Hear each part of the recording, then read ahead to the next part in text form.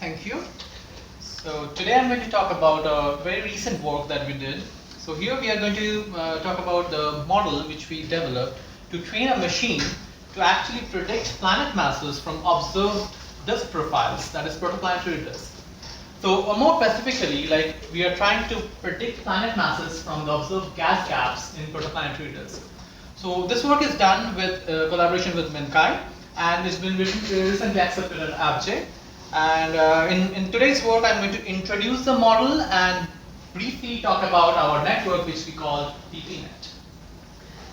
So first, we are living in a very good era where we have the luxury of ALMA observations. This is a subset of disk observed by ALMA. On a first glance, once you look at it, you can see the pretty pictures and also the profiles, which is quite evident that you can see gaps in them and rings in them. So this is there. I have only shown a subset. There are plenty of such disk images. Now the obvious question to ask is what causes these gaps or rings? There are plenty of physical explanations that one can come up with, but one of the most interesting one, and the one that we focus on, is the presence of an exoplanet which is causing the gaps to open. So if we assume or work on the preface that okay, planets are responsible for this observed gap, then the obvious question to ask is, okay, can we characterize the planets? And when I say characterize, there can be various questions like how massive the planet is, how big the planet is, and questions like that. So what do we do here? As you can see, the observed image and the model. So the way this works, you customize your simulations to replicate the observed image, and in a way you understand the properties of the disk condition which leads to such observed images. These are good, these are the best ways to characterize planet or other disk characteristics, but the only thing is these are expensive. So with the current era, when you have plenty of observations, so for each observations you have to run like hundreds of simulations to finally quantify your observed image. So what's the next alternative? The other alternative is to use simple relations, analytic relations, which can be both developed empirically, like the one given by Kanagawa. So here you can see the planet mass is proportional to bunch of parameters which are observed in disk. Like the W is the disk gap, the disk aspect ratio, and the viscosity. And there are other models which depend on which are developed like with physical reasoning, like the Lodapa models here, where the planet mass goes or the disk gap goes with the Hill's radius. So these are other alternatives. So there are two extremes. One is the analytic model, another is the customized simulations. Now the question is, one is quick and easy, but not so accurate, and the other is doing customized simulations, and then you get a very precise answer. So we wanted to find a bridge, or we wanted to find the most optimized solution to this. And then we wanted to see how machine learning could help us do this, or more specifically, deep learning. So then the question comes, why do we need machine learning? Well, protoplanetary disks evolve in a very complex and nonlinear way, and having a planet and different disk condition can drastically affect your results. So we need customized simulation, as I already pointed out, but as I again pointed out, it is expensive. So we want to optimize in a way that we get the precision of customized simulation, but at the same time it's very quick and almost instantaneous, like an analytic relation. So thus we try to model or try to teach our network to identify patterns in disk and predict planet masses. And let me elaborate here. Planet mass is just one outcome. So this is just a demonstration of the potential of machine learning. You can do anything with it. Like you can predict number of outputs, and anything which you think is observable, you can quantify using your network. So let me just go a bit into what is deep learning. So deep learning is a subpart of machine learning, which is once again a sub-branch of a very big field like artificial intelligence.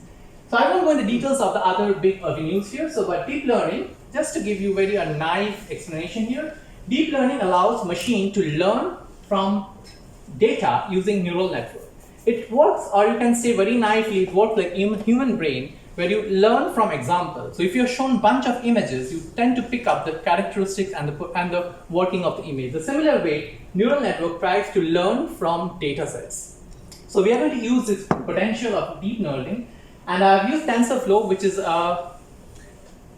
an open source platform, which is developed by Google, and it's very simple to use, so anyone can actually get their hands on it. And what we are currently doing here, we are using neural networks which is trained with a bunch of input features, and it is expected to predict, in this case, only planet mass, but as I mentioned, you can have a bunch of outputs if you want. And this is developed by Google, as I already mentioned. Yeah. Now the question is, how do we do it? The first I said, we need to learn from data. So first we have to develop data sets from where the network can actually pick up patterns and start learning the physics. So in order to do so, we use Fargo 3D, which is a Hydro code in this case, and we run it in GPU clusters because it's important to have a large parameter space. So GPU computing helps us to do that. And then we have a large parameter space here because we want to explore all physical conditions. And the parameter space is sampled using latent hyperpole sampling. That's a bit of details. So what we do, we run around 1,000 simulations, out of which 80%, like 800, are used to train the network. And then in order to test the network, we use the remaining 20%, that is like 200 simulations. So this is just an example simulation that we do. As you can see, this is dust density maps. From left to right is increasing planet mass, and on the bottom is the gap profiles. They can be very different depending on the disk properties and the planet embedded there. And in this way, for a huge parameter space, you can have a huge variety of gas profiles and gap width. So we fed 800 of such like almost independent simulations to our network, and we trained it. So how did the training work? So I'm just going to give a very brief animation here trying to explain how does the training work for our DPNet. So this is a schematic representation of our DPNet. The two layers in the middle are the hidden layers. So these are hidden because we as a user or as a trainer, we don't interact with them. The one on the left is the input layer, which actually takes input, and the finally on the right is the output layer. So as I mentioned, I have 800 simulations which will be used for training. So when I say they will be used for training, that means I have all the information for those simulations, including the input and the output. So what I did, I feed the network with input and output, and then I train it. The way it trains is that it optimizes the weights of each of the connections between the network in a way that the prediction of the network is kind of close to the actual values. Because for this 800, we already know the actual planet mass because these are simulations value. And then we train our network to actually learn and optimize the weights of the connections, that is the neurons here. Once it is done, and once you have an optimized network, you are ready to deploy it. When I say deploy it, that means you can feed features or unknown data to it, and with this optimized weight, it can actually start predicting planet mass, which is close to the real one. So once we have trained our network, we take some data set which the network has not seen and take the input features, in this case, gap width, disk aspect ratio, viscosity, and the dust parameters, and put them in the network. Depending on how the network was optimized, it can actually predict a planet mass. Now the question was, do this prediction coincide with actual values? As I mentioned, I already have 200 simulations which the network has not seen. So I wanted to test it. So we tested it, and as you can see, this plot on the left is the predicted planet mass using the network, and on the bottom is the true value of planet mass. They're mostly consistent with some errors on the high mass end and on the low mass end. That could be for various reasons. Like for example, your simulation sets, the data set is very limited in terms of like the neural network you're using. Or it could be other systematic errors with even other systematic limitations with the simulation itself. But the idea here is clear that we have already trained a network which can start predicting planet mass from input features, which are observables.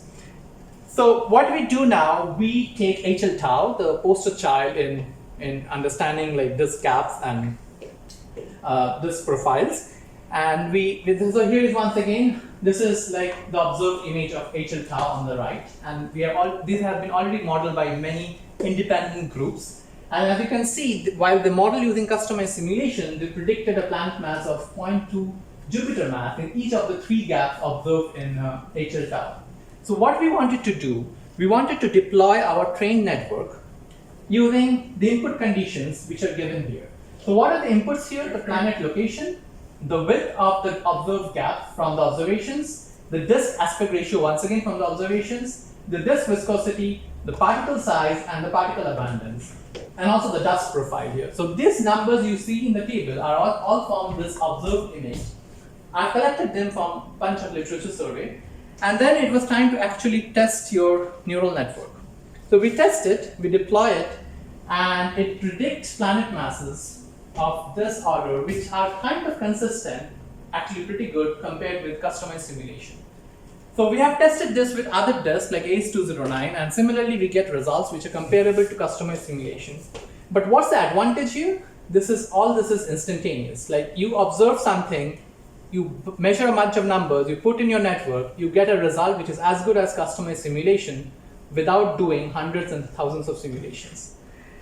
So that was pretty interesting. And so just to conclude here, so DPNet is an optimized machine learning network which can predict planet mass from observed protoplanetary disks. And the advantage is that you can improve this network to include more parameters, both input and output. And what I want to focus here is that, which I was talking earlier also, machine learning can actually bridge the gap between simulations and observed data. Like an observer, I'm sure like most of you don't want to actually do a simulation to fit your observed data. What one would like is have a tool where they can input numbers and get a result which is as good as customized simulations. And future is that we can perhaps like train a model which can eventually replace simulations and can be directly used by observer as a tool.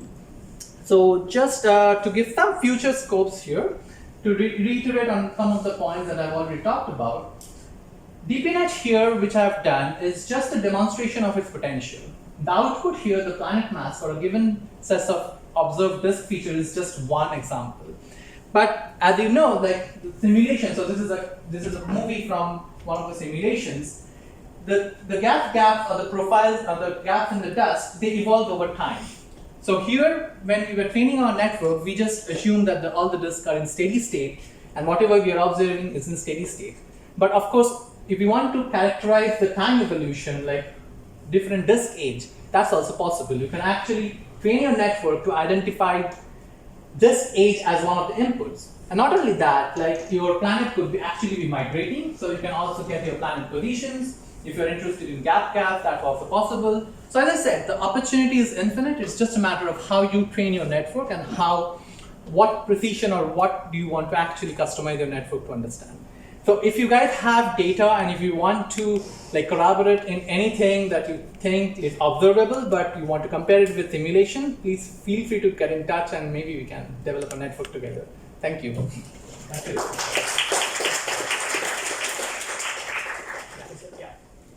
If you apply the Kanawa 16 formula to your actual 3D simulated image today, also what is the correct? So you say the Kanagawa? Yeah, so you have this Pablo 3D mock image. So if you use the Kanagawa formula. Okay, so this is I have not shown this plot. So this values, yeah, the one in cyan are with the Kanagawa empirical formula. But one issue is that the Kanagawa empirical formula was developed for only gaseous disk, but when we observe it's mainly dusted disk.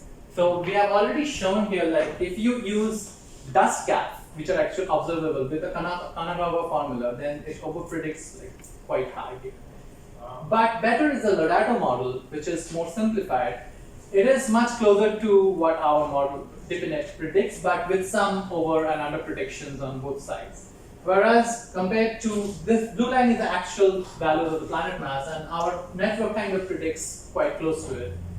But of course, there are advantages like this Kanagawa model does quite well if you have gas cap measured, but we don't do that, so that's one of the limitations of using Kanagawa model. But apart from that, yeah, so DPNet kind of outperforms both the analytic models. Any other question? Yeah. Interesting. So, I'm just curious that, especially if we try to predict more and more different features, how do we test that the results make sense? So one way is that, like what we did here, like if you are using just simulations, you can always have a bunch of simulations which the network has not seen previously. So once you, let's say you do 100 simulations, and network doesn't see 20 of them. You train it with 80.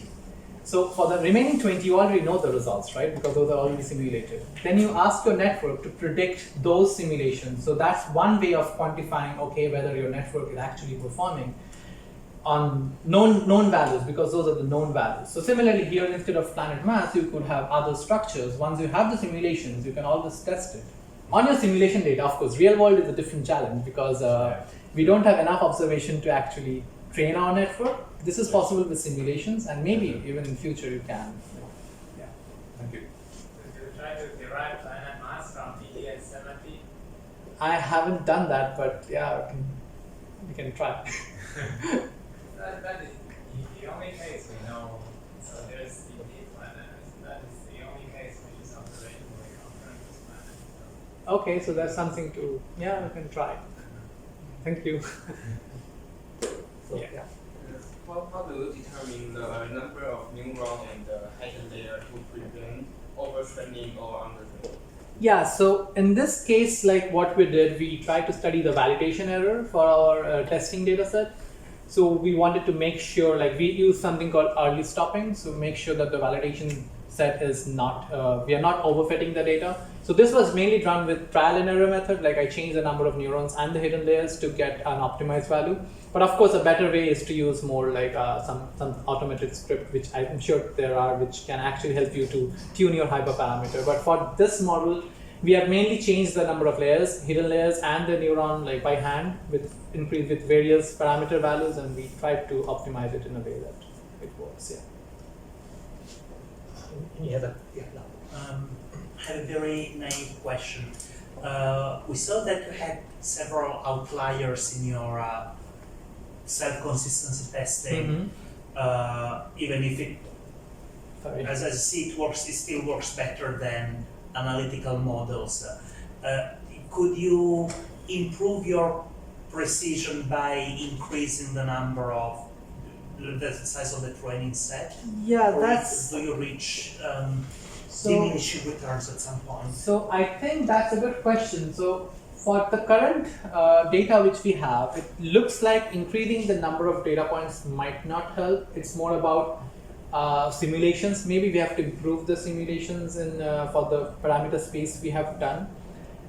Because it's not always that more data means better fit. It could be like the quality of data. So I think for our follow-up paper, what we are doing, we are trying to like have more constraint over the simulation so that our data quality is better. So that way, we are hoping this outliers could be actually minimized. Yeah. Any other? Yeah, please.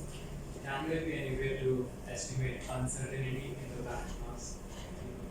Yeah, so we did a very crude here. So just what we did, since this is already known values, right? From here, we kind of estimated the standard deviation of the predicted value and the actual simulated value. So this is, we give these as the network error, and we are assuming that this is the other error due to other errors due to other input condition is within this error bar. But I'm sure there are better ways of constraining that, but that's something which we didn't do in this paper, but maybe in the next paper. Okay, it's Sayantan Auddy.